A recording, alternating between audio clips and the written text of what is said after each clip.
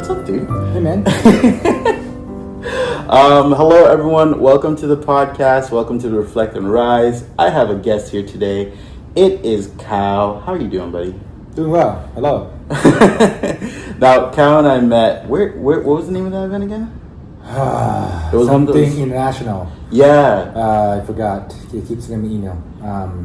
Yeah, it's like a networking thing for expats. Yeah. I guess non-expats too. Yeah, and it was interesting the way we met because I, for some reason, knew that you were there because of how you were dressed. I don't know if I told you that part. This is not the first time. I don't dress like a local. I mean, there's a flamboyant in me. That people know I'm like, yeah, you grew up in the U.S. Yeah. So, actually, that's a good place to start. Can you give us a little introduction about who you are, where you're from? Yes. Well, I'm Thai originally. Grew up in Thailand 15 years.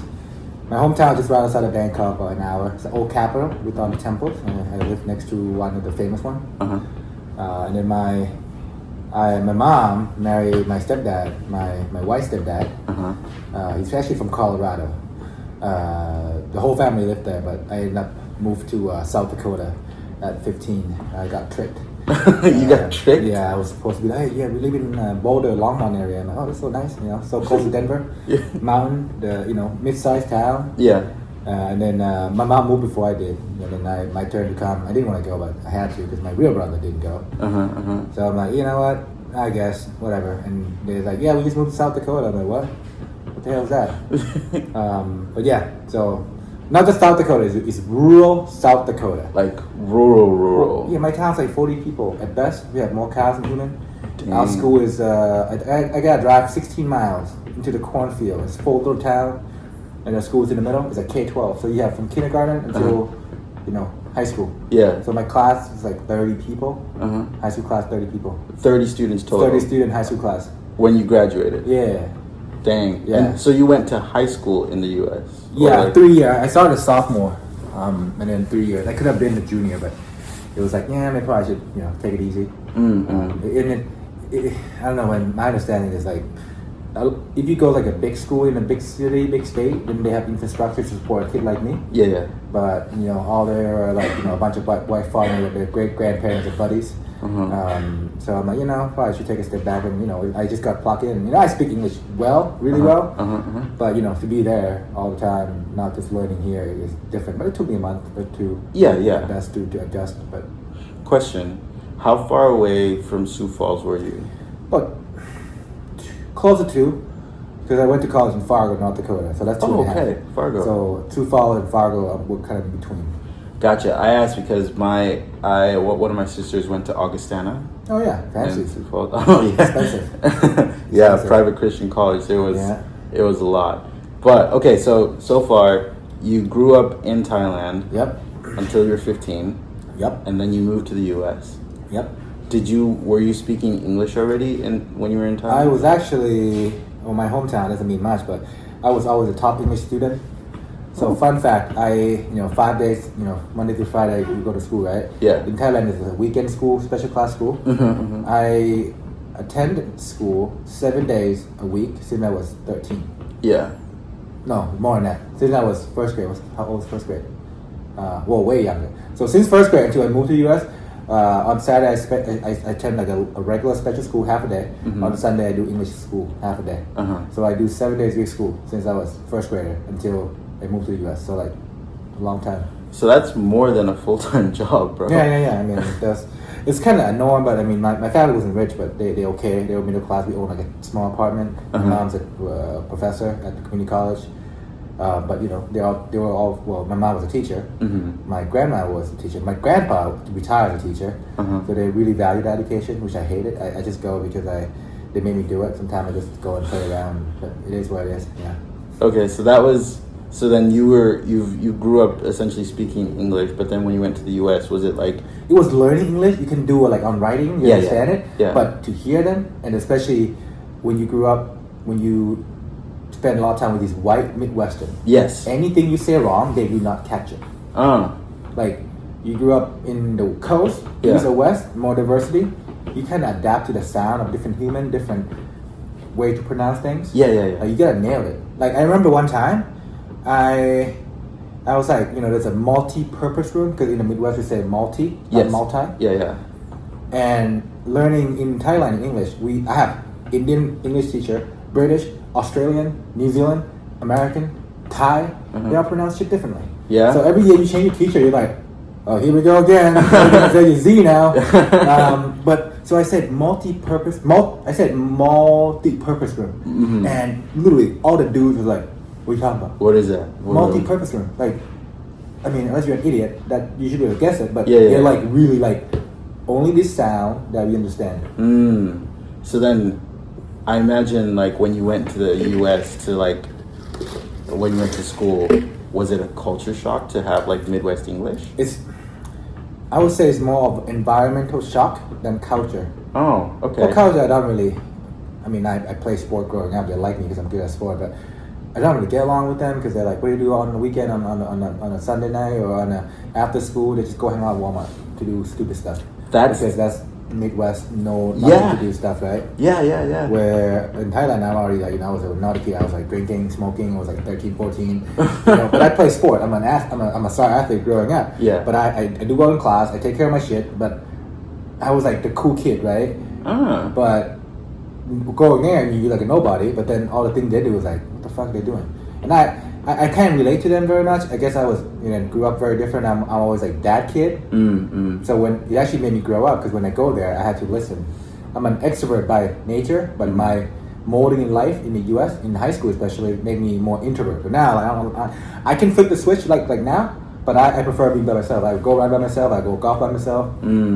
It's like a hybrid now. I can flip the switch, but I prefer being alone more because of my experience in my youth. Yeah. But yeah, it's environmental shock too because I live in the middle of nowhere. The closest Walmart to me is 35 miles, Watertown, South Dakota. Dang. So you can't really get shit. You gotta plan ahead. Yeah. So yeah. I'm curious. So what about high school in the U.S. made you more introverted? Was it like bullying or? No one bullied me. Well, some tried. I punched him in the face, almost. Even though it was, well, again, because of the nature of these, white Midwestern folks. Not just that. It's a rural white Midwestern, like farming community. Yeah. Good people. Yeah. But they've never seen anyone outside the community. I'm like the only minority. Well, there's some Mexican kid here and there because they work in the farm. But, Yeah. But literally one or two. They've never seen a stranger. They like me because I'm different. They don't understand me, like what I'm doing. I don't understand what they're doing. But when it comes to sport, I was good at basketball. People like me. But outside of that, it was like, well, what? We don't have anything in common. And part of me, it wasn't my choice to move. I kind of have to. Yeah. And again, I grew up. I mean, now as an adult, I know like my gift and stuff. Like, I'm like one of those humbly speaking, like natural born leader. Like people just follow me as a kid. Yeah. And I don't understand why they want to do what I do, which is cool. I'll do what I do, right? Like, and then the 20 kid would be like, yeah, let's do what Khaow does. It was very fun childhood in Thailand. All throughout my life, my best friend growing up, still now, is my middle school friends in Ayutthaya, in my hometown. And I was like the leader gang, and I would have been a class president because my best friend was a class president of my class in high school. Yeah. That would have been me, and always that kid growing up. So I guess I wasn't accustomed to like being a nobody, right? So I didn't try. So it's come natural to me. So I didn't want to try, but part of me in 3 years in high school, part of me is still here in Thailand because I would work my ass off in the farm, fast food, just to be here for like a month and a half for summer. And I had a girlfriend at the time too, in long distance. Yeah. Which is hard because it was the best thing you got is Skype, so I had to buy these like phone cards. Yeah. Like Skype just came when we was like started freshman year. Yeah. So we called them on a phone card, which is $20 and it's rip you off. Yeah. But I did it, I call her once a week, and it was the attitude was more like, I am there to live, like a boarding school almost. Yeah. That's why I lied to myself, even though part of me knows like I moved here as an immigrant. Yeah. And it was part of me was like boarding school, and I go to Thailand to hang out with my friend, which I did for 3 years. So I wasn't really trying to blend in because I was like, I'm not here. Gotcha. Yeah. I see. So then you always thought of the U.S. as like temporary because you always wanted to come back? I didn't know. I didn't plan. It's really hard to say. I mean, it's a good question because I think the more I spend, I mean, I'm a proud American, well, not as of late, but I'm also a proud Thai. Mm-hmm. But I think the more I spend there, especially college, working, and I think the college, that's when I'm like blending in more. Yeah. To like, because I guess more time there, right? Yeah. But in high school, well, I knew I at least want to do college in the U.S. I'm already here, for fuck's sake, right? Right. Yeah. But I actually never thought I want to move back after college. Which, if I want to be Thai, Yeah. that was probably the best time to move because right after graduation, because you may start working and you make too much money in the U.S. and I mean that's what I did now here, right? But Yeah. I was just going with the flow, man. I was just a kid. I don't have any advice from anyone. All I knew was I was there. I had to be there. My mom was like, "What are we gonna do?" But yeah, I wish someone would have, guided me along the way. But that's why I help kids. I'm still a first generation college student mentor in the U.S. They ask me about stuff because I was like, man, I wish someone was there for me to just give me some wisdom. Yeah, 100%. You mentioned college, right? So you did go to college in the U.S. Yes, sir. Where North at? Dakota State, Bison, North Dakota. So you stayed in the Midwest. Dakota, yeah. Well, long story short, when you went to the U.S. as 15, I was a really good student. Yeah. But if you're not native born speaking, all those ACT and SAT tests is very hard for me. Oh, Right? okay. It's still hard for me today. Yeah. Even though I speak fluent English, I can write just fine. Yeah. But at the time, I was a year in the U.S. and they're like, yeah, you gotta go take ACT test. I'm like, what? I did math okay, even though it's a little bit different than math, right? My reading is horrible. My science is even worse because we learn from like memorized stuff. Yeah. And when you go on those ACT, it's like a bunch of table, and you translate the table into like meaning. Like, yeah, what does it mean? I'm like, I don't know. I never seen any of this. Yeah. So my ACT is like the first try is like 18, which is like retarded. Sorry, I say retarded. Out of 36. 18 out of 36. Dude, it's retarded. Okay. Like really, like so it's 50%. bad. The second attempt I got 19 because the reading and the science I couldn't do it. Yeah. But keep in mind, I was a 3.8 GPA student. Yeah. The standard testing was hard. Even during my MBA, my GMAT was still hard for me. Even though all my friends was like, all the dean listers was like, Khaow, you don't look that stupid. I'm like, yeah, I know. Like I'm smart, but I can't do these standard testing. Like my knowledge test, I got 90s. But those dumb stupid tests, I couldn't do. Anyways, so I don't have a choice, and I live in a small state. Let's say I'm smart enough and I get to go to UCLA. I'm paying $30K a year, bro. Versus $8,000 for California resident. Right. And I don't have resources. I grew up very middle class, whatever. But I gotta pay for my own school. I know that. Yeah. It was a combination of my test score is really low. I grew up in a community with no resources. Yeah. It's a real thing, resources. You grew up in a suburb of, Chicago. It's better than me growing up in the middle of nowhere, South Dakota. It's not as bad as in the ghetto, probably, but it's still no resource. Yeah. And they are poor. Yeah. It's a combination of two. So I either go to state school in South Dakota State University, Jackrabbit, which a lot of classmates go and I don't want to be there, or Fargo, North Dakota, which is a little bit further out. It's a little cooler. I like the colors, green and yellow. Fargo is actually the bigger city. Yeah. So in North Dakota. And I wanted to do architect major first, and they had one of the pretty decent architect program. I didn't end up doing any of that, but yeah. So I was like, yeah, Fargo it is, because I did apply for University of Minnesota. I was on the wait list for liberal art. So I mean, you probably didn't get in. I would have gone if I got in, but that's part of me is like, that's why I'm so driven. Ever since I was a kid, I'm always that guy, that kid that woke up at 13 years old at 5:30, jumped up because I played basketball. I'm like that guy, that kid. It's still with me. But when I get put in the spot and I struggle and people don't give me a chance, I get really fired up. And I'm like, man, I'm going to prove them wrong. Well, part of it didn't have a choice. Yeah. But yeah, so I went to NDSU, North Dakota State. 4 years there. Okay. Cool as hell. So you mentioned something else that I think I caught. Wait, one question. When you went to college, were you going as an international student, or were you already American? American resident.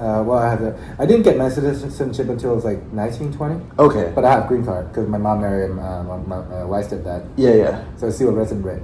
Gotcha. Okay. So then that's why you went to college in like North Dakota, because it's cheap too. It's a little cheaper than going to like out of state. Well, out of state, a top out of state school I probably couldn't get in. Yeah. a top private college or even a private college, I can't afford it. Uh-huh. So it's leave me North Dakota State or South Dakota State. Yeah. Gotcha. And then you did college. So was college hard for you as like a Thai person? Nah, it's super easy. Really? Oh, because of the schooling? Well, I mean, I think school is never hard. You just gotta do your homework. I don't know about other school, but my school is like I think the acceptance rate is like 90%. Graduation rate is like 45%. At that school or North Dakota State. Oh, North Dakota State. Okay. Well, it's a state school, so unless you're like so stupid, you couldn't get in. But what happened is it's proving the fact that not all of us go to college. We all talk about it in the U.S. because some of these kids go be a plumber. It's good. Yeah. Go be something. Like, I mean, it's showing that you're. First of all, it's just showing you're lazy. You can't graduate from a stupid college school, state school. You're just lazy. All you gotta do is go into class, send in your homework. You got a C in a test. That's a solid B, bro. But they just don't do it. They just want to go drink. I mean, frankly, I was always disciplined growing up. I drink, but I go to class. Yeah. I started, I was like 13. But this guy, well, I guess for me, he's like American kid, white kid, black kid too. All American kids, you know. Yeah. Like when they get their freedom, because their parent is so like, oh, I'm not thinking I hurt you. And then they get the freedom, they go fucking berserk. Yes. They have no self-control. And they end up going to school for 1 year with student loan and got nothing to show for. Yeah. No. Half of my friend in freshman year didn't continue in second year, and another half graduate in 5 years. 5. Yeah, it's like, how dumb is you to graduate in state school in 5 years? Bro, I took 5 years to graduate My private bad. school. That's private school. Far harder. My bad. No, but trust me, state school is easy. Did you change your major? Yeah, I did. That's why. See? Yeah. Changing major is different. Yeah. But if you do in 5 years of your same fucking major, like, what are we doing? That's a good point. Yeah, my friend graduated 5 years because he was an engineer and he's a business major. That understandable. Yeah. Because you have to switch everything. Yeah, because you don't transfer the credit. But yeah, some of my friends, they're not the brightest. All right, so you did college. It was easy, but you mentioned you also got an MBA, right? I was like I worked 6 years, like all these fancy MBA. You can't just MBA. Any company or any school can have an MBA, but like the good program, you gotta work for a while. Yeah. Yeah. So were you doing like working and then No, full time. This is all the I don't know, people that watch it, they probably think the MBAs are the same. It is to some public, to some corporate, some people it is very valued. It's very prestige. Again, like North Dakota State issued an MBA. Yeah. So does Harvard. Yeah. So but differences. These MBA that I did, well, I worked 6 years, and then I was like, I bored, so I was like, we can talk more about what I did, but, so I got bored, I want to change my career. There's 2 people that did residential program full-time, in the top program in the world, is they either want to get paid a whole lot more, because they're doing well for their age group. They might make $70K at 28 years old, which is good, Yeah. but they want to make 150, 160, so they do a 2-year MBA full-time, and corporate will have the pipeline for these MBA because first of all, it's hard to get in. You gotta have good resume, good testing score, which I didn't, but I got in. Good essay, good personal story, all that stuff. Because they trade you up in 2 years, they put you on a sprint, and the company day one already started recruiting at these campuses, right? Yeah. The company like it because they know these guys are not dummies. You'll figure out. You'll train them up. They can do anything because they're smart. Yeah. Really, that's what it is. Consulting, investment bank, marketing, finance, they all come as a different pipeline of hiring. Yeah. So that's first people, and the other group is like they run away from something like me, where I was in wealth management. I made more money than most of these, even like top consulting job. I only made more money than what I would have made, which they make good money. Don't get me wrong. Yeah. I was good at what I did. I just got bored. I didn't want to do it the rest of my life. I want to change my career 360. Only way to do that for me is to do this MBA from this top program. So I went from wealth management to pharmaceutical. Yeah. Like no human should be able to do that, except unless you have these MBAs, because they know you're gonna be okay because you're a capable person. Pharmaceutical on the business side. On the business side, yeah. So wealth management, and is the wealth management what you did for those 6 years? Sales management. Sales management, Wall Street. No, just fine. From insurance carrier to bank brokerage, and I was at a big brokerage at the end, Charles Schwab. You were at Charles Schwab. I like their Great company. checking account. Man, best checking account. Yeah, you can get your free checking anywhere in the world. You don't charge, they reimburse your fee. ATM fees. Yeah, Schwab's a great firm. I always recommend it. Good, very ethical company, good products, good people. Yeah. So then, after you graduated college, you worked for 6 years and then got your MBA? Yeah, so That's another story. This is very interesting because I always got a burden. So I'm a senior year, last semester. I don't know what the fuck I want to do. Yeah. I know I want to do well. Mm-hmm. Just like you ask 22-year-old, what do you want to do in the future? I want to be a manager. I'm probably one of the kid, right? Yeah. I wanted to be in the bank because I have a finance major. I got a finance major. I'm like, let's be in the bank. Well, where do you start? Tell them. Like, okay, fine. Apply so many jobs. I think I applied over 60 jobs. You have the folder. I applied these dumb jobs that I'm like, man, I should at least get an interview. Yeah. I heard back from 2 Out of 3. One was New York Life, which I joined. AFLAC, which is commission based. They always hire a soul. Yeah. Like Falconer. And then one bank, a local bank called Bale Bank. It's a teller position, which is like, you know what? I should get a better job than a teller if I get a degree. But oh well. The only normal job is a Bale Bank. Mm-hmm. And I got in the second interview. I didn't get a job at $950 an hour, I think. Okay. At the time, it's still low. It's low now, but it's still low then. Yeah. Because I just work my way up, be a personal banker or whatever, follow the traditional route, which I'm so glad I didn't, or they tell me to fuck off, because that would have been super, super lame. So yeah, I was like, man, really? Like, I can't get an interview? What the fuck? I mean, I went to the best college in state. Doesn't mean a lot, but it's in the state. Mm-hmm. Maybe it's me I look like this, or I don't know. I even had an internship at Sherwin in management internship, which is not bad. It's still a name. It's still a legitimate 3 months program, not a bullshit unpaid intern. Yeah. I don't think I qualify for a job. I just want a shot, because I feel like they talk to me, they like me, right? Yeah. But I didn't have a shot. So AFLAC said yes, because they always hire people, and then New York Life is also commission based. Yeah. Life insurance investment, or a lot of life insurance. I clicked with the guy, the boss. His name is Jason Nesker. Yeah. He's like a brother to me. I actually stopped by Sioux Falls and golf with him before I moved back. I wouldn't be here without the guy. Nice.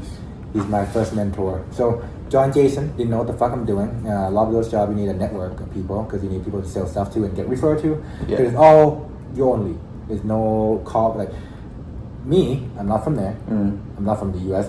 originally. Yeah. I know very little people. All my friends in college, they have no money to buy anything, financial products. And but I joined. I'm like, I'll make it work. I joined, whatever they asked me, and I just do double. Said, make an appointment to make 20. Even though I have no name to collect. You have to collect the name, you filter fund. I was like, I don't know anyone. So I'm going to go out kiss the baby. So I went out, network, and then by the time I left Fargo, Jason was joking. He was like, you can be a mayor. Like, people would know you. Because I have to, because I didn't know anybody.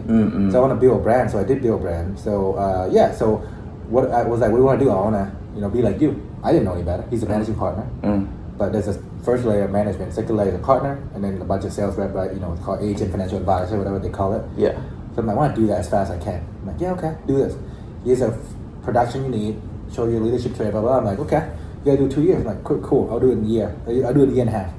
To fire it up there. Yeah. I did, and I qualified for a partner a year and a half at 24. So I ended up being a Fortune founded corporate partner at 24 years old in Fargo, North Dakota. Look like me, sound like me. Just because I tried, and I make big money, 6 figures out of college. Wow, in dude. North Dakota. That's insane. I bought an Audi Q5 because I got so much money left. Wow. Yeah. So that's a fire in me. Funny thing is I went to this networking event at the time. I was a partner. Yeah. And a partner at New York Life is a corporate. We get salary, we got profit sharing. I got to train, develop people, hire people. It's really hard. Yeah. I make so many mistakes, but man, 24 years old to get that kind of training and that support, it means the world to me, right? And New York Life is a very systematic sales organization. So they taught me all that stuff. So I'm already a sales guy at heart, and my gift, and I got these corporate training. So that's why I guess fortunate enough to be where I am today. It was hard as hell. It was 100% commission based. Most people would be scared. Yeah. And then the partner gets some salary, but yeah. So I went to the bank. I went to a networking event, and I had a partner title on my card. I see this HR lady at Bell Bank. Like, hey Heather, how you doing? Remember me? I didn't bash her, but internally I feel like you rejected. Suck on that, bitch. You were I didn't say that. Yeah. But yeah, I mean, as a teller, now I make more than you, and I'm 24. Well, a lot more than you. But I didn't say it. I didn't look down on people can make anything they want. Right. But it was like the fire in me that you didn't give me a shot. I'm gonna prove you wrong, and that's still going today to me. But yeah, so I was 4 years in New York Life, and and I was struggling with the hiring because, to hire people on commission base, that was my quota, and it was bullshit because like my production is the same as the partner in New York City. That's insane. Bro, median income is half less. like a billion people in New York. You know, like, and people are more risk taker. Like, I'm supposed to hire him from Fargo, North Dakota, to sell on commission base. Like, I mean, it is what it is, but I think it's totally unfair. And I'm the guy that don't trick people, because some partner they trick people. It's like, hey, it's gonna be great. Like, I keep it real because I sincerely want them to be successful. Yeah. I did okay for a year, and then I started to struggle because, you know, I'm 24-year-old hiring a commission-based salespeople and training them up. But yeah, so then at the time, my ex was like, you know, let's move out of here. It's nice here, but we've been here for 8 years, college, I'm moving in college, 8-year total, 4 years of working. And she worked for Microsoft at the time. She tried to get a job at Microsoft campus in Redmond, Washington, Seattle. Mm-hmm. So we moved to Seattle. You know, I get a job at a bank brokerage, like 5 branches. I'm a financial advisor there. Didn't like it. 10 months into it, it was a lot of conflict of interest. And then my last job, and I got in the Charles Schwab. You know, it's like a high net worth advisor. So, you know, oversee like $500 million of asset. You know, a lot of self-directed investing. A lot of advice that I give. Learn a whole lot. You know, get to meet all these very successful people. You know, have millions of dollars in their bank account. Yeah. I have a CFP, all that stuff throughout my career. Like my wealth management career path is set because I have a certified financial planner. I have another credential. I'm at high net worth, so I'm just cruising. Yeah. But I didn't want to do it. I just feel like I did everything I could in wealth management because if I continued further that route, dude, I'm making 200, 300, 400K, and I would never leave. Mm. Like one of my best buddy, he actually changed firm now. He's in like more like a broker dealer now. But he was making that kind of money, and he was so smart. He wanted to do MBA, but none of the MBA job will pay him even half of what he's making because he's really good. Yeah. But now he's doing finance. You know, very, very one of the smartest people I met, both EQ and IQ, from Indiana. So he convinced me to actually go to MBA in Indiana because he's an IU alum too. Oh, for real? In different major, but he's like, yeah, go to IU. I'm like, okay, fine. Well, I have a few options, but IU was the best option for me. Indiana was the best option for me, and then a little convincing for my buddy. Wait, so you got your MBA at Indiana. What is it? Keller School of Business. Kelley School of Business. Yeah. Yeah. Dude, that's crazy. So you were in Indiana for a while. 2 years. Indy or Bloomington? Bloomington, Indiana. Dude. That's the main campus. See, I thought that we had talked about that, didn't we? Yeah. Because I've been there a lot. Yeah. What for? Because I dated someone down there. You lived in Indy for a while, yeah? I was in Indy, and then the private school I went to was Anderson, just an hour north of Indy. Okay. Yeah.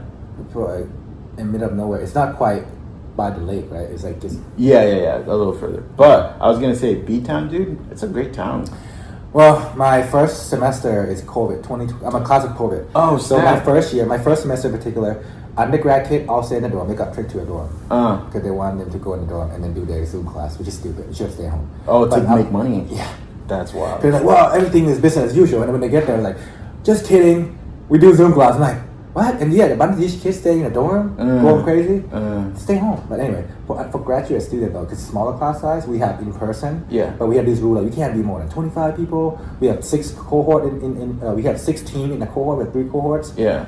Only one of them got to rotate do from home, so they try to adjust to the state law, right? Yeah. But you know, wear masks and all that stuff. So thankfully, because we were in B-Town, it's a rural community where a lot of the top program, like you know, all the Ivy Leaguer, they all in the city. Yes. They all do like virtual for the first year. Yeah. So we did that. Second semester a little bit better, and then the second year entirely was back to normal. Football game, tailgating. Yeah, but first year was no football, none of that shit. The semester is shorter. After Thanksgiving, we got shipped home and we do everything online. But yeah, it's just a weird year. But you know, and we don't get free food from all these employers trying to come recruit us because usually they buy you steak and wine and booze. But yeah, first year was super weird. But it's peaceful. It was peaceful. Indy, like IU I taught at IU like swing dancing, not like actual teaching, right? And I always liked the campus. I was a really good campus. It's a beautiful campus. It's top public school. Our undergrad kid at Kelly though. I mean, I don't think we're down in the NBA because we're still good. Yeah. But like our undergrad kids are really brilliant. I think like top 10 business school because the Ivy League doesn't have an undergrad for business school. A lot of them don't. Yeah. But yeah, our undergrad kids are very bright. Yeah, I know. I have a couple friends who graduated there and have gone on to do incredible things. Yeah. So then, how did MBA compare to undergrad? You said undergrad was easy, right? Oh, because MBA is a luxury. Yeah. And well, I mean, again, my MBA, I'm not talking about these public MBA online you can get at University of Phoenix and all that bullshit. Everyone are intelligent. Yeah. They want to be there. They don't they don't go there because they have to be there to get a degree. So everyone is very smart, capable, have their own stories. Very different perspective, very different career path from former military to me, to marketer, to a former teacher, to whatever the hell they were doing. Yeah. And we all got trained like one way, like here's business 101 and sprint. Yep. It was hard. When first semester was called most full-time program has what's called a core semester. Mm-hmm. They teach you all the business subject and they throw at you. Yeah. Because I remember waking up at 5:30 go to gym because I had my class at 9. Yeah. And the class till 2. I wouldn't be done doing projects and homework and stuff with my groups until like 10:30, 11. And that was like 3 months. You were doing MBA full time. It is a full-time, yeah. Okay. Again, you wouldn't get our kind of job unless you go full-time. It's a different pipeline. It's more like you go like reinvent yourself and then the company will come wait for you at the end. Yeah. You're there to get a job afterward. Gotcha. I'm asking because I have an MBA, right? Uh-huh. But it's from Anderson University, and they did an accelerated 1-year, 10-month program. Yeah. Your knowledge probably similar to me, but the paper that I have, you wouldn't get the job that I got with anything else but top 20. I fully agree because when they see an MBA, right, it's nice, but then when they see you get it from, it makes a huge difference. Some people don't know, which is fine, but people that know, they value. Like, if I'm going to go up and compete with somebody at Harvard MBA, like, well, they're going to get a first shot. Yeah. And they come down the rank, and then you got to NYU, you got to UCLA, Berkeley, UNC, Michigan, Indiana, so it matters. Like, I wouldn't say the knowledge is that different. I mean, the knowledge in the world today, you can get it online, probably better, in my opinion, but it is a paper on your name that stay with you the rest of your life. And for me, I want to change my career. Yeah. Right? I couldn't do an Anderson MBA. Yes. I wouldn't get to this MBA general management rotational program, or my friend wouldn't get into Deloitte Consulting when he was a former Navy officer, So it's a place for it. I'm not, education's all good, but it's like, what do you want to get out of it? Keep in mind, we also pay more. It's also 2 years. It's also really hard to get in, So it's different perspective. So question. So we had mentioned like you did undergrad, you made a hell of a lot of money, 6 years, then you got your MBA in Indiana. So then what happened between then and now? Okay, so in MBA full time, we have a MBA intern, which is paid intern. Yes. You get paid really well, surprisingly well. You have to have an intern, really, to get it. And a lot of people get offered back to go back. I didn't know what I want to do. I think my essay on my MBA admission was, I want to do fintech because I work in financial services. Yeah. I feel like people that can afford me are rich people. The poor people can't afford me, which they need me than the rich people. Because the rich, they're probably going to be rich without me, but the poor people can't afford my advice because I can't charge them 1% fee of their $10,000. Like, what the fuck am I doing? Like, $10 an hour? Yeah. So technology, I feel like the thing that can leverage to get more access to people that need our advice, wisdom in finance, because people are not very good at finance. Yeah. So I wrote it, but I didn't know what I want to do. But I explored myself. Most people change their mind when they go, because you get employer come and pitch them, you get exposed to different things, and by the time they finish, they might be like, I want to do consulting now versus investment banking. But I didn't know what I want to do. I just know I wanted to change. I ended up an offer internship at Nuveen, so the institutional money manager. Yeah. They're part of TIAA Craft, a big company. They have a fellowship, brand new fellowship program. There's 4 of us. One from Chicago Booth, one from Wharton, one from UNC, and me. But I want to do, it's a private equity sector of the business. Because private equity is a sexy finance part. It's always a buzzword. I was in the business development side. Because I'm like, you know what? It's institutional finance versus personal finance. It's different, but I can relate. I'm still good at it. Yeah. I was actually their first choice of fellowship. I went in. The culture is very toxic. It was all online too. It's hard for me to get along with anyone. And be me, be like this person. I don't do well with bureaucracy. My corporate manager asked me like, wait, who are you talking to today? Networking. Like they want to see my calendar and all that bullshit because I'm away. They give me a task of researching 150 pension plan. What do they have in their portfolio so we can position our private equity fund, which they're never going to use my project because a lot of these like top big fund, Michigan, Fireman of New York, whatever, you can see the access because they're the public information, but when you get smaller, you don't see shit. But I told them my work not going to matter. Like I can do it. But I'm on first 2 weeks. I'm on a pace to do 5 a week because I'm doing a really good job. I just told him I'm not gonna be done. It's not gonna be done. I got 3 months here. I'm not saying I'm not gonna try. Well, I end up finish it anyway. But my exit interview comment, the guy was the managing director, flat out told the fellowship program manager person, which he didn't expect someone to say yes or no at the time. He flat out told me no because he said Khaow's very talented but not committed. I'm like, what the fuck? Like, I literally being transparent. I said I might not get it done if I do a good job. I ended up working on my weekend to get the shit done, but I didn't want to be there. And I got a couple comments from people the fellow that joined. Yeah. That was horrible culture, like harassment and all that shit, which I'm glad I didn't join. Yeah. Or you can sue me to mean fuck you. But yeah, the managing director is a total dipshit. Bureaucracy, everything needs to be the way they want it. So yes, I didn't get an offer, which I probably wouldn't join, which I'm glad I didn't get an offer because then I end up going back to the horrible place that I probably hate. But yeah, so I didn't get an offer, come back, re-recruit in my second year. Very open. I was like, man, consulting, but I'm always interested in healthcare. Yeah. And I, recruit healthcare and I ended up get a job at AstraZeneca, big pharmaceutical company. Yeah. Based in Wilmington, Delaware, like by Philadelphia. It's a rotational program, a lot of MBA they get into that 1 year rotation, 3 year you come out, get a good job. You still get paid well, but it's like a training thing, exposure to different area. But yeah, so I ended up in pharmaceutical. For 2 years, I got marketing rotation and strategy rotation. That's before I moved back. It was, I was working in big corporate. Yeah. But I'm in a sales office. Also finance. So a lot of people like me, very driven, type A, no bullshit. But AstraZeneca is a corporate headquarters. Yeah. The culture is very weird because diversity is low. Not the color of the skin, it's the attitude of these tri-state people, the Delaware, well not tri-state, New York, like Delaware, PA, New Jersey.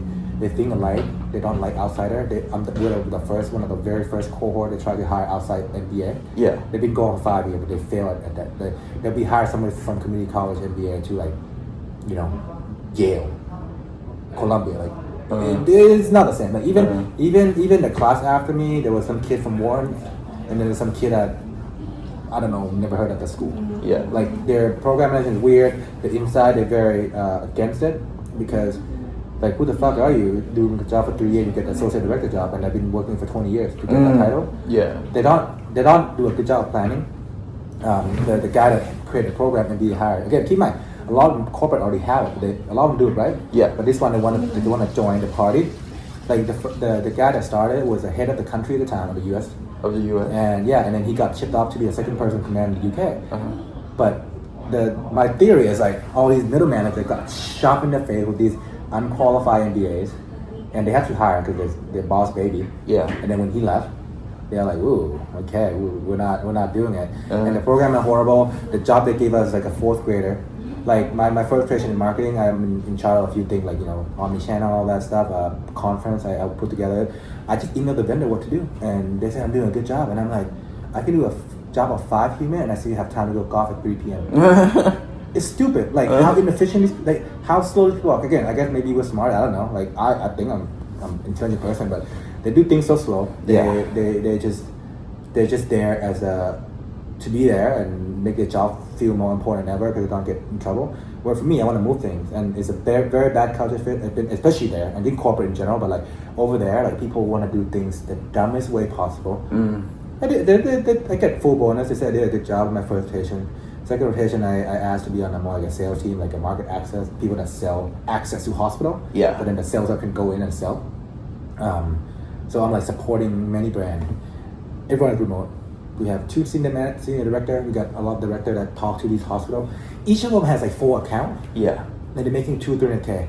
Talking to 4 customers a year. 200-300. And they don't get to talk to them very very often because they're talking like once every quarter. It's the easiest job. They all know these guys don't do shit. They make a lot of money. The director, I work with them. I end up making a deck for them, and they spend an hour changing a couple bullet points to present to the brand they support and lie to them about how shitty did we do. Whoa. They have no what they're doing. So anyways, I literally work 3-4 hours a week for a year. I go to doctor. I'm actually on depression pills just because I'm so burned out from doing nothing. Yo. I end up running like 40 kilometers a week. I golf because I'm by myself, floating in the office in headquarters. because this is more an open office. But Yeah. now my team's in the office. So I'm like, why the fuck am I going in the office?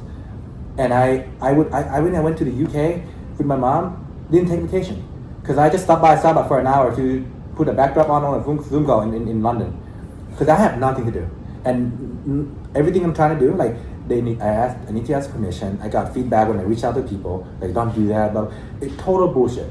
And those two ladies, they're probably nice lady, but they're dumb as a rock. They're just there because they've been there long enough. They make themselves with porn, so they don't get fired. They make things complicated.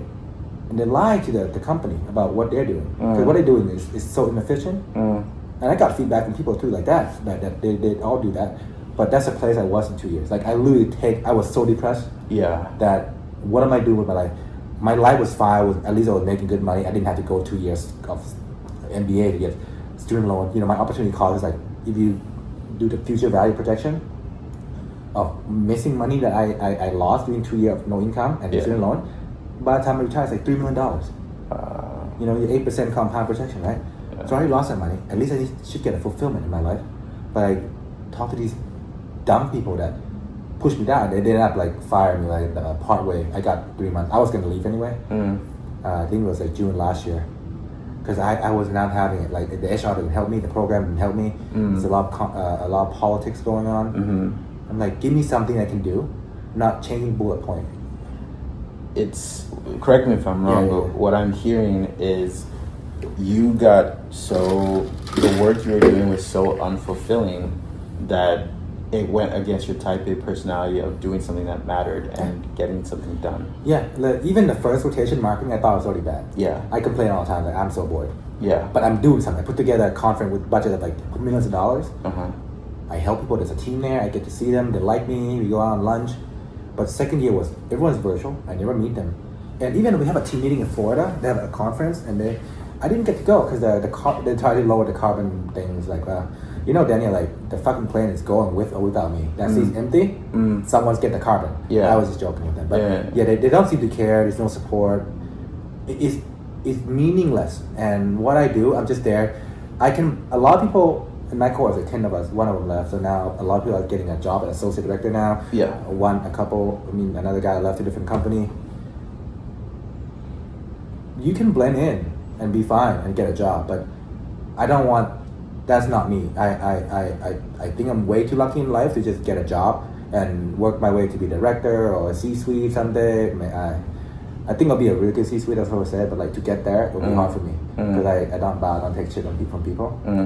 But when I'm actually running something, they said I'll be really good. I'm like, well, yeah, but the pain of getting there will be unbearable. Yeah. That's why I'm starting my own thing.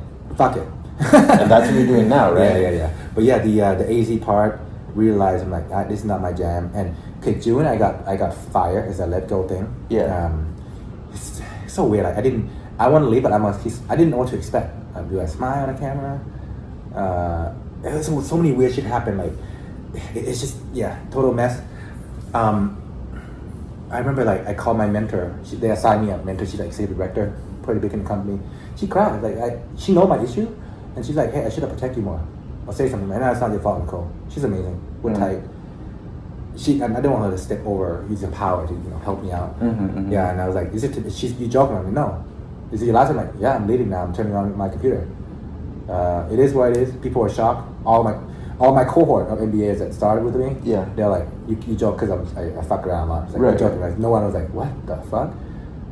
Yeah, I get 3 months pay. And I was like, I've been wanting to come back to Thailand since 2022. Since graduate MBA. Since my first, I came back 3 months after MBA because I had a job lined up. Yeah. I met someone. So Thai girl. I like it here. I never stayed more than 3 weeks, but I stayed for like 2 months there. So it's more like living a little bit. Part of me was always here. Yeah. I went to the US, wasn't my choice. Now I'm 30 something, I'm 33 now, it's time I'm 31. Yeah. I have some money saved up. I'm not rich, but I can flow around just fine.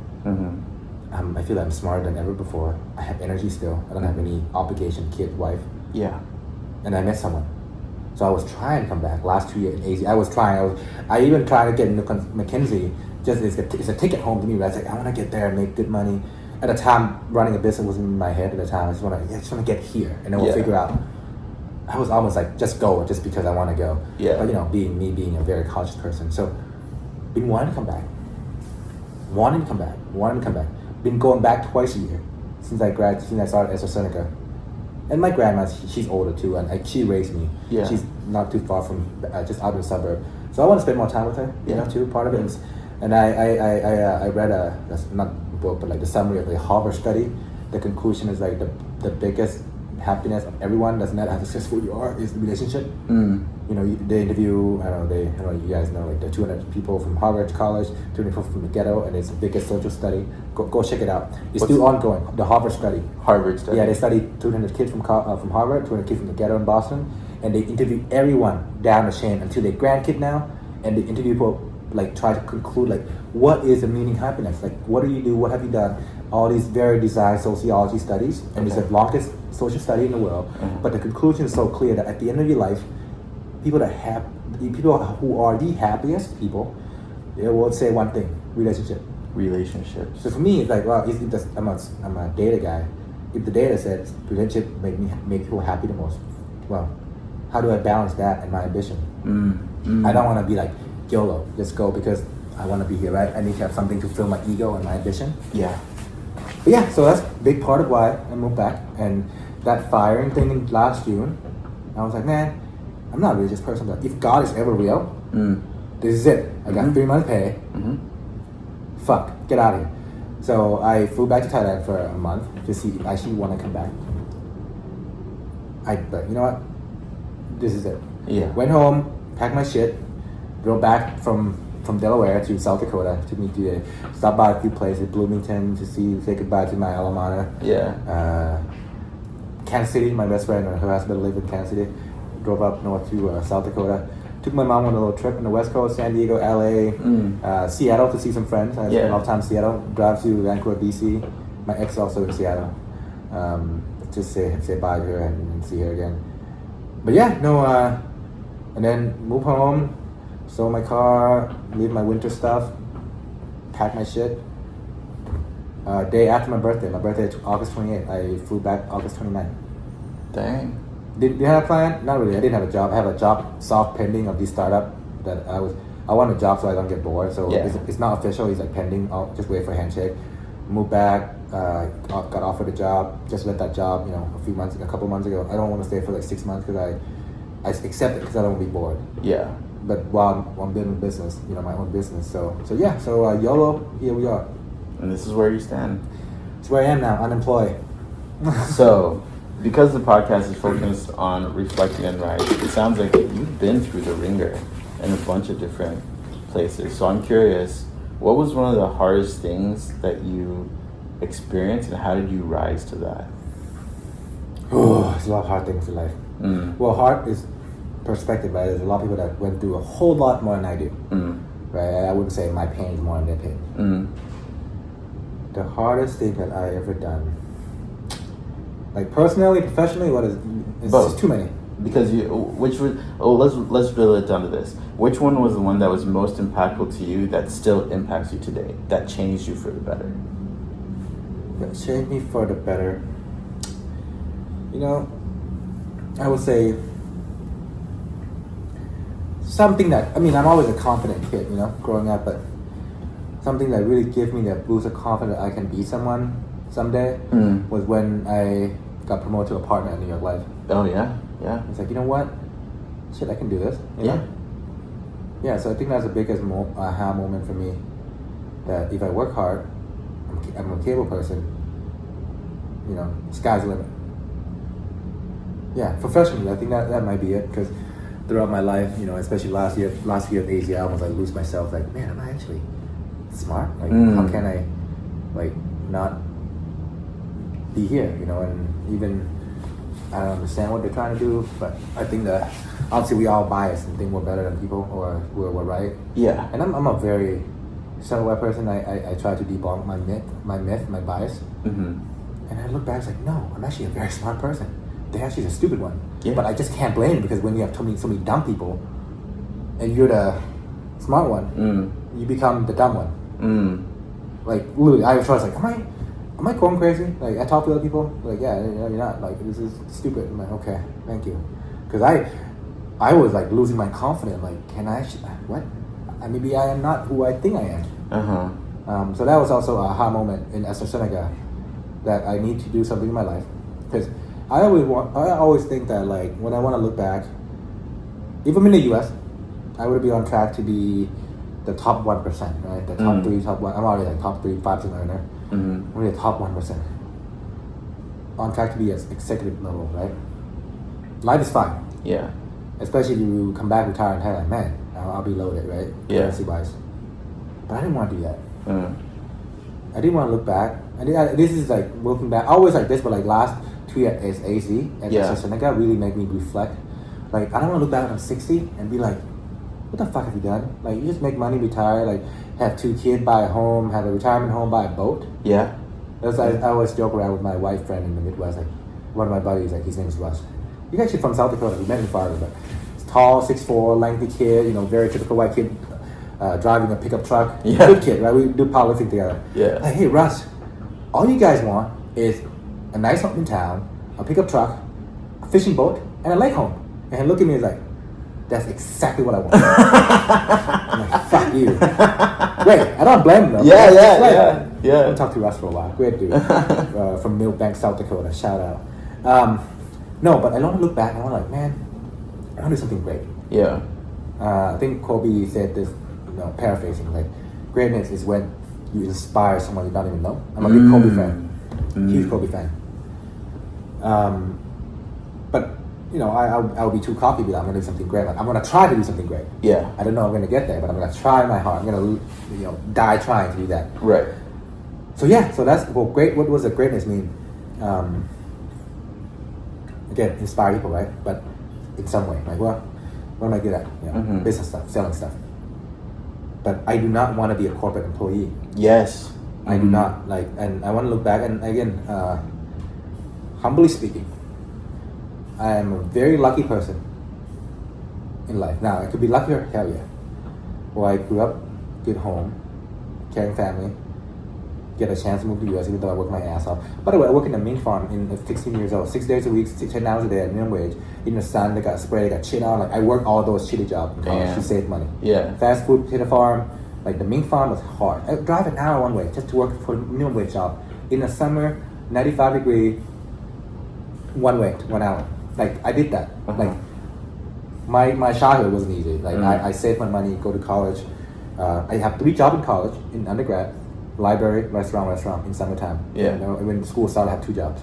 So I was, that kid. So it wasn't like, and a lot of Thai people think when you graduate from the US, like, oh yeah, your parents send you there and you come back and work or work for family business. That's a norm. Yeah. We call it dek nok, meaning like an international kid. Yeah. Well, I'm not an immigrant. I mean, yeah, I got a degree, but they value me because I work hard too. Right? I'm not just one of those rich kids, which nothing against them. Good for them. I wish my family's wealthy too. Yeah. But, so yeah, go back to that. So like, where am I at? So,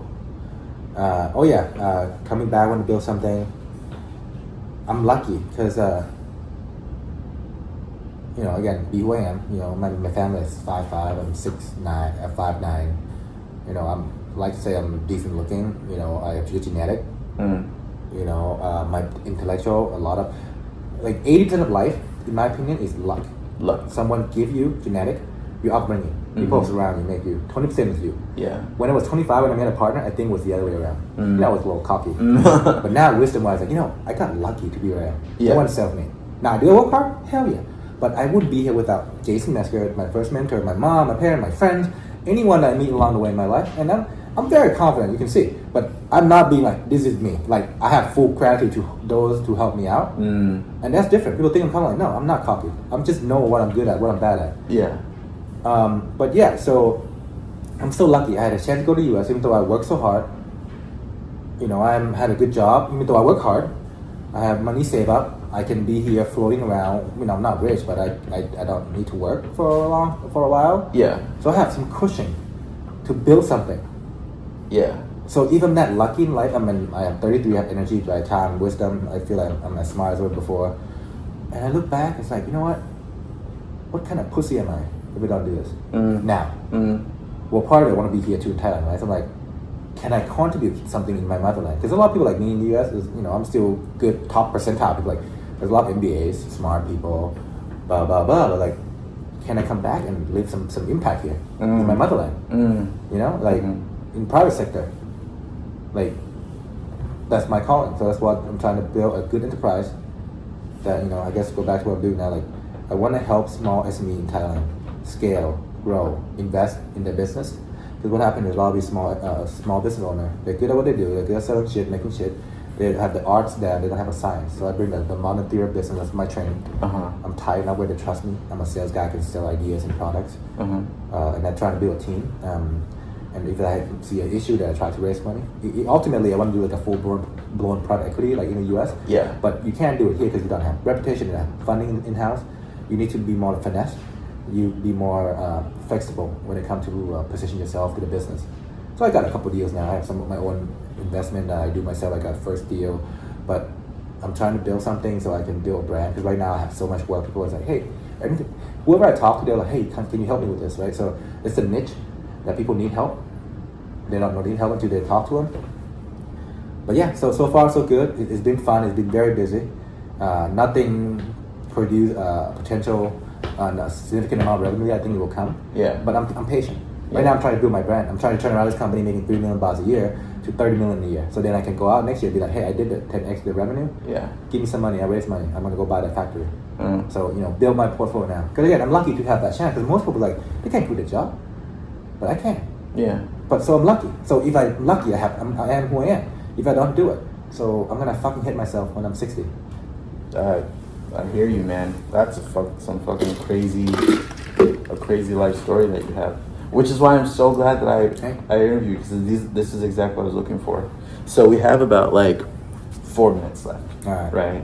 So for the listeners right now, what would you say is like some of the key skills that you have just to like succeed? Because you're very driven, you're very confident, right? What are some things that helped you like get there and essentially like get through all the hardships that you went through? Well, again, part of me being lucky, I'm always a sales guy at heart. That's my DNA. With the training, so it's like a double whammy. It's good stuff that happened in my life. Selling ideas, products, selling is selling, convincing, right? But convincing without taking advantage of people. I hate those salespeople. You know, you guys say like used car salesmen in the US, like, well, there's some good ones. Well, most of them are bad. Yeah, it's a culture thing. But be fair. You can convince someone something, but be fair. To do not take advantage of them. Sincerity go a long way. Like I would go in a company. What I do is weird, but by the way, my enterprise. Pause on it. What I'm trying to build here, why I'm my impact part in Thailand. I want to build an enterprise that from my future housekeeper to my director to my CEO, we all got profit share. We all gonna come in. We're gonna come in with dignity that we have a skin in the game. All of us do. Yeah. And I want to show other people in Thailand or other people in a different country, like you can do a business and pay people well and take care of them sincerely, and you still make money. I want to prove people wrong. I want to lead by example. You can't. You can shout on the street like a lot of young liberal in college, unless you do shit. You can't change. I mean, you can yell, but don't get me wrong. Please yell, but sometimes it's too annoying. But like, I want to be a living proof that I can build something and take care of people and still do well. So then, not putting profits over people. But I still want to make money. Keep like, don't get me wrong. But if I worth 10 million, worth 100 million to me, like, does it make a difference? Like, fuck no. I want to buy one Rolex in my life. That's my checkbox, which I probably could have done now, but yeah. Fine. But when I feel good about buying Rolex, go on a couple trips a year. I'm good.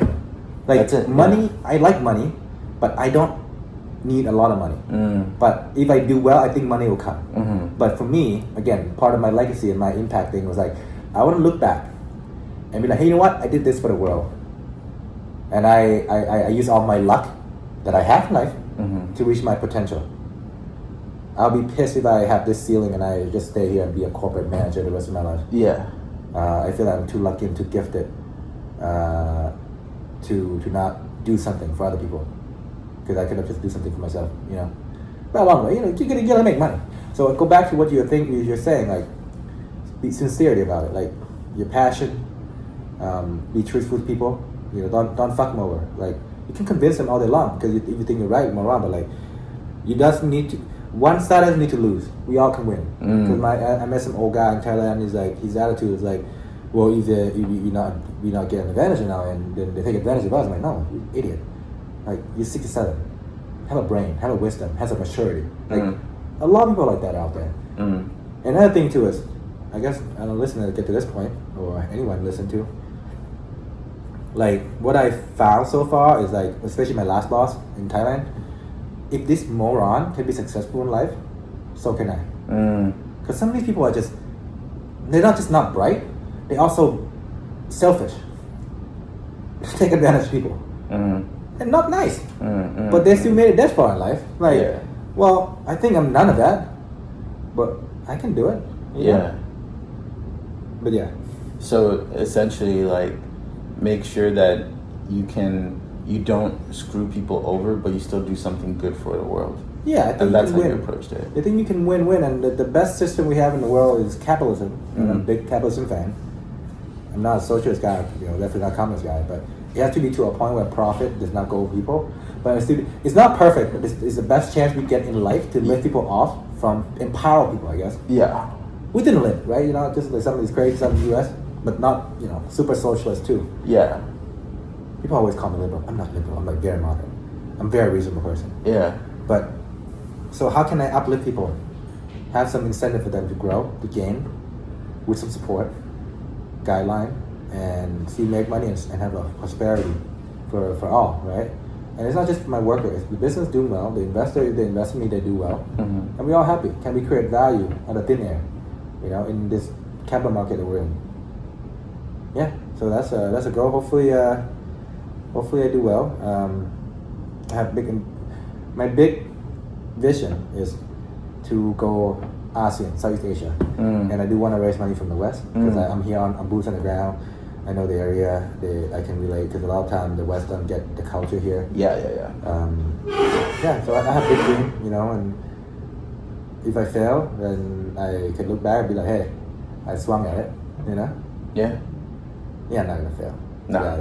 No. Not with your confidence and drive. I don't feel like it. All right.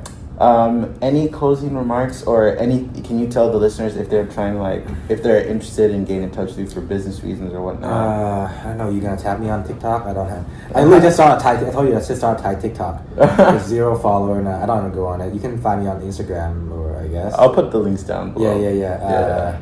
Or even someone if everyone want to listen this far, like want some chat about wisdom or anything. I mean, I'm a first generation. I told them I'm a first generation college American mentor. Haven't talked to some kids for a while. They just reached out, like, hey, what can I do? Blah blah. Yeah, I'm very passionate about that. And I donate to a couple kid causes in Thailand. I always want to be helpful to anyone. I want to ask my help because I wish someone that did it for me throughout my life. I want to pay it forward. Yeah. If it's not too much, I'll help. I'm a very helpful person. Sometimes over helpful. I have to tell the listeners that Khaow is really helpful to me because he connected me with someone for what do you call it? Someone who helps. A real estate agent. Real estate agent. He gave me some recommendations about buffet places. Yeah. I text him when I'm like, hey, where do I go for this? Yeah, man. I'm trying to be helpful, man. It's paid for. I think I don't believe it. I'm not religious. Karma's real, I guess. I don't know, but I feel like if I do that to someone, hopefully someone do it to me, and I don't want any back. It just feel good, Hopefully I have this. I spread this attitude because I feel like we all do little things, in life and to other people, and the world will be in a better place, Hell yeah, man. Well, hey, super appreciate you being on this podcast. I'll let you know if this goes up. For those listening, hopefully you enjoyed and you were inspired. I know I am from hearing Khaow talk about everything that he's been through and all the businesses. So make sure to follow us, like us on Instagram, TikTok, give us 5 stars on Spotify, and thanks so much for doing this, dude. Thank you. Bye, y'all. See you next time. Thank you so much, everyone, for listening. If you haven't already, please go ahead and like us on Spotify, follow us on Instagram, TikTok, and all the socials. We're really looking forward to bringing you some really awesome episodes. So enjoy and have a wonderful day. See you on the next one.